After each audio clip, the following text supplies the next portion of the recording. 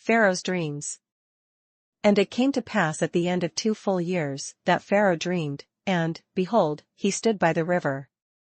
And, behold, there came up out of the river 7 well-favored kine and fat-fleshed, and they fed in a meadow. And, behold, 7 other kine came up after them out of the river, ill-favored and lean-fleshed, and stood by the other kine upon the brink of the river. And the ill-favored and lean-fleshed kine did eat up the 7 well-favored and fat kine. So Pharaoh awoke. And he slept and dreamed the second time, and, behold, 7 ears of corn came up upon one stalk, rank and good. And, behold, 7 thin ears and blasted with the east wind sprung up after them. And the 7 thin ears devoured the 7 rank and full ears. And Pharaoh awoke, and, behold, it was a dream. And it came to pass in the morning that his spirit was troubled, and he sent and called for all the magicians of Egypt, and all the wise men thereof, and Pharaoh told them his dream, but there was none that could interpret them unto Pharaoh. Then spake the chief butler unto Pharaoh, saying, I do remember my faults this day. Pharaoh was wroth with his servants, and put me in ward in the captain of the guard's house, both me and the chief baker. And we dreamed a dream in one night, I and he, we dreamed each man according to the interpretation of his dream. And there was there with us a young man, an Hebrew, servant to the captain of the guard, and we told him, and he interpreted to us our dreams, to each man according to his dream he did interpret. And it came to pass, as he interpreted to us, so it was, me he restored unto mine office, and him he hanged. Then Pharaoh sent and called Joseph, and they brought him hastily out of the dungeon, and he shaved himself, and changed his raiment, and came in unto Pharaoh. And Pharaoh said unto Joseph, I have dreamed a dream, and there is none that can interpret it, and I have heard say of thee, that thou canst understand a dream to interpret it. And Joseph answered Pharaoh, saying, It is not in me, God shall give Pharaoh an answer of peace.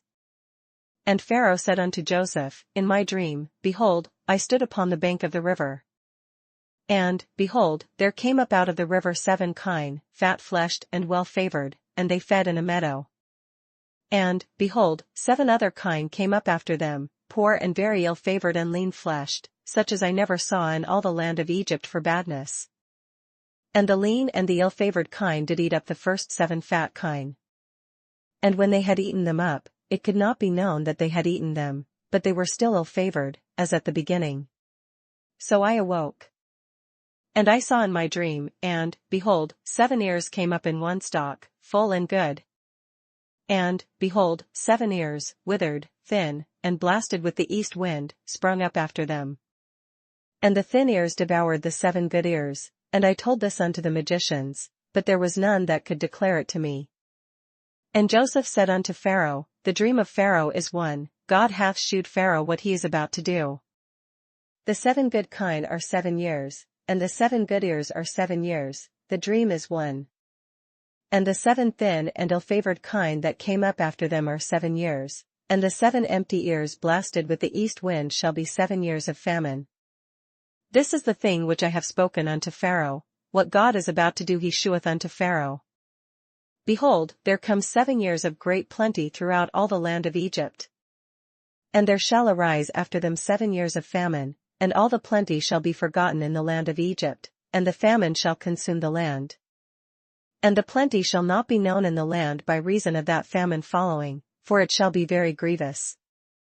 And for that the dream was doubled unto Pharaoh twice, it is because the thing is established by God, and God will shortly bring it to pass.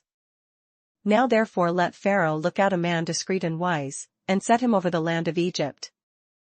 Let Pharaoh do this, and let him appoint officers over the land, and take up the 5th part of the land of Egypt in the 7 plenteous years. And let them gather all the food of those good years that come, and lay up corn under the hand of Pharaoh, and let them keep food in the cities. And that food shall be for store to the land against the 7 years of famine, which shall be in the land of Egypt, that the land perish not through the famine. And the thing was good in the eyes of Pharaoh, and in the eyes of all his servants. And Pharaoh said unto his servants, Can we find such a one as this is, a man in whom the Spirit of God is? And Pharaoh said unto Joseph, Forasmuch as God hath shewed thee all this, there is none so discreet and wise as thou art. Thou shalt be over my house, And according unto thy word shall all my people be ruled, only in the throne will I be greater than thou. And Pharaoh said unto Joseph, See, I have set thee over all the land of Egypt.